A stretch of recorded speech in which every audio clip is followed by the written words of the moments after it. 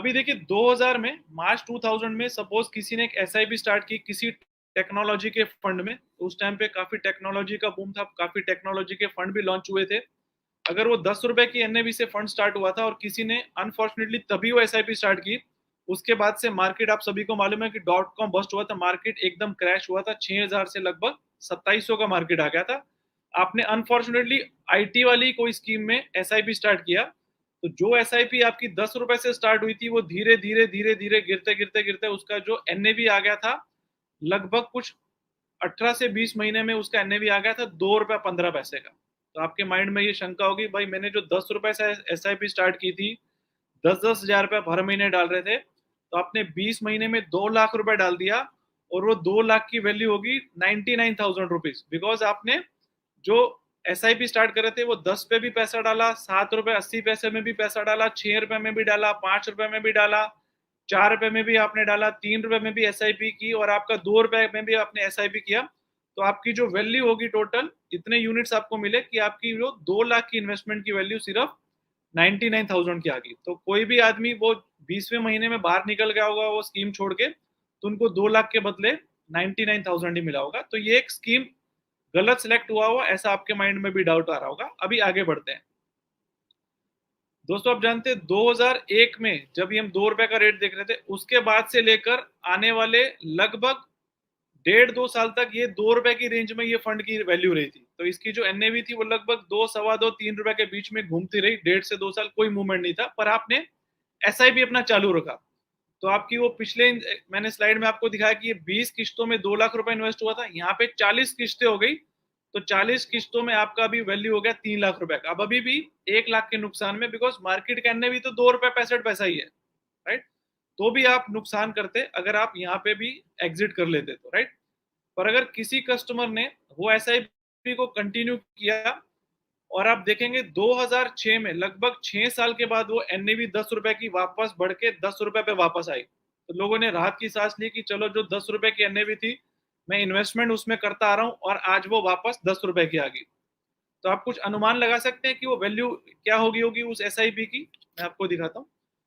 आपने वो जो एसआईपी की लगभग 6 साल, मतलब 5 साल और 11 महीने, लगभग 71 महीने, 71 महीने में आपने जो पैसा लगाया वो लगाया 7,10,000 रुपए। भले ही आपकी एसआईपी 10 रुपए से वापस 10 रुपए पे आई, पर आपकी जो वैल्यू हो गई थी वो 7 लाख रुपए की, वो हो गई थी 17.5 लाख रुपए। क्लियर? बिकॉज आपने पेशेंस रखा, बिकॉज आपने डिसिप्लिन रखा। तो मैंने आपको दो चीजें बताई, अगर आप पेशेंस रखते हैं, अगर आप डिसिप्लिन रखते हैं, तो भले आपकी स्कीम भी गलत, आपने गलती से सेलेक्ट कर लिया, तो भी आपका लॉन्ग टर्म में वेल्थ क्रिएट होता है। ये एग्जांपल में हमने देखा कि 6 साल में वो कस्टमर की 7 लाख की जो इन्वेस्टमेंट थी उसकी वैल्यू होगी 17.5 लाख की, और ये 30% CAGR हो गया, which is much better than any other investment option available. अभी एक स्टेप और आगे बढ़ते हैं। आपके माइंड में आ रहा होगा कि यार अगर ये एसआईपी आज भी चालू रखी होगी किसी ने तो क्या होगा, अभी वो भी देखते हैं। अभी वो वाली एसआईपी अगर आपने चालू रखी है तो लगभग 265 महीने बीत चुके हैं, 26 लाख रुपए आप इन्वेस्ट कर चुके हैं।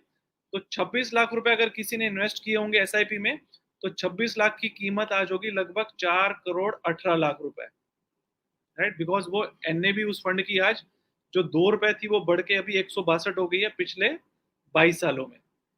तो 26 लाख का इन्वेस्टमेंट, आज की वैल्यू 4,18 लाख, और जो उसमें जो एनुअलाइज रिटर्न, जिसको हम लोग CAGR बोलते हैं, एनुअलाइज ग्रोथ रेट, वो लगभग 21% का है, जो आप देख सकते हैं किसी भी दूसरे प्रोडक्ट से बेहतर है। अभी आपके माइंड में होगा कि ऐसा कैसे पॉसिबल है, वो इस एग्जाम्पल से देखिए।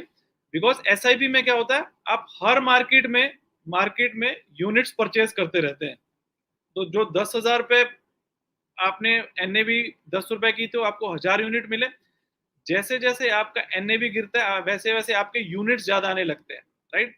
सपोज 10 रुपए की एनएवी में 10,000 रुपए में 1,000 यूनिट आए, तो 2 रुपए की एनएवी में वही म्यूचुअल फंड में आपको 5,000 यूनिट मिलेंगे। वही सेम चीज आपको 2 रुपए में 5,000 यूनिट की मिली, वही सेम चीज आपको 10,000, जो 10 रुपए का रेट था उसमें आपने 1,000 यूनिट ली। तो बिकॉज आप हर लेवल पे परचेज करते रहते हैं, तो आपकी जो एवरेज परचेज प्राइस आती है वो बहुत नीचे आती है। इसको हम लोग रूपी कॉस्ट एवरेजिंग बोलते हैं। तो आपका जो भी एडवांटेज हुआ वो रूपी कॉस्ट एवरेजिंग से हुआ, आपका डिसिप्लिन आपने मेंटेन रखा, आपने रेगुलरली सेविंग्स चालू रखी, रेगुलरली इन्वेस्टमेंट चालू रखा और पेशेंस रखा, सबसे बड़ी बात वो है। तो this is one of a very, very important Mantra of wealth creation, right? आगे बढ़ते हैं दोस्तों।